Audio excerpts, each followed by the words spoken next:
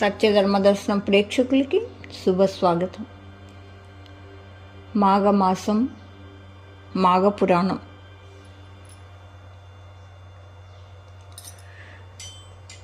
పులిముఖం గల గంధర్వుని వృత్తాంతమును దిలీపునికి వివరించిన తర్వాత మాఘమాసం మహత్యం గురించి వశిష్ఠుడు తిరిగి ఇట్లా చెప్పుచున్నాడు. పూర్వకాలము కుత్సురుడని పేరు గల విప్రుడొకడుండేవాడు. అతను కర్దమహాముని యొక్క కుమార్తెను వివాహమాడెను. కొంతకాలమునకు ఆ దంపతులకు కుమారుడు జన్మించెను. కుమారునికి 5వ ఏడు రాగానే ఉపనయనం చేసెను. ఆ బాలుడు దినదినాభివృద్ధి పొందుతూ పెద్దలను గౌరవించడం, విద్యాభ్యాసం యందు శ్రద్ధ చూపటం, నీతి నియమాలను పాటించడం, దైవ కార్యములందు భక్తి కలిగి ఉండడం మొదలగు కార్యక్రమాలను నెరవేర్చుచు సకల శాస్త్రములను అభ్యసించెను. ఈ విధంగా కొంతకాలం గడిచెను. ఆ బ్రాహ్మణ బాలునకు యుక్త వయస్సు వచ్చెను. అతనికి దేశాటన పోవాలనని కోరిక కలిగి తీర్థయాత్రలకు బయలుదేరెను.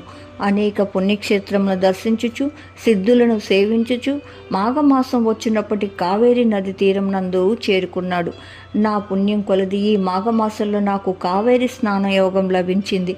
ఇది నా భాగ్యమని విప్రయువకుడు అనుకొని సంతృప్తి చెందెను.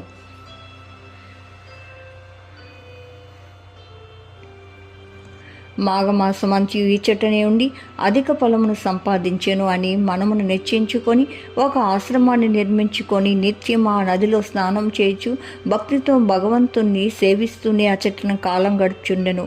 ఆ విధంగా నదీ తీరమున 3 సంవత్సరములుండి అత్యధిక పుణ్యఫలమును సంపాదించెను. ఆ తరువాత అన్ని కోరికలను సంపాదించుటకు ఘోర తపమును ఆచరించవలనని తలించి ఆ సమీపమందు ఒక పర్వతంపై తపస్సు చేసుకుని సంకల్పించి తపస్సు చేయడం మొదలుపెట్టాడు.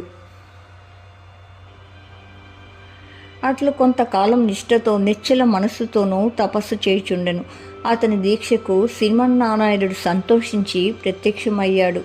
ఆ విప్రయువకుడు కన్నులు తెరిచి చూచేసరికి శంఖ చక్ర గదాధారుడై కోటి సూర్యుల ప్రకాశంతో ఉన్న శ్రీహరి నిండు విగ్రహాన్ని చూశాడు. అమితానందంతో సాష్టాంగ నమస్కారం చేసి చేతులు జోడించి అనేక రీతులుగా స్తోత్రం చేశాడు.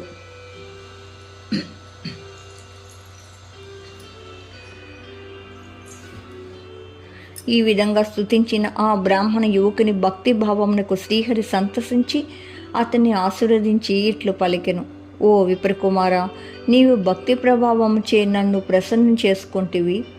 ఇది ఎటులనగా నీవు నిడవకుండా అనేక పర్యాయంలో మాఘమాసంలో నదీ స్నానం చేసి తపస్సాలురు కూడా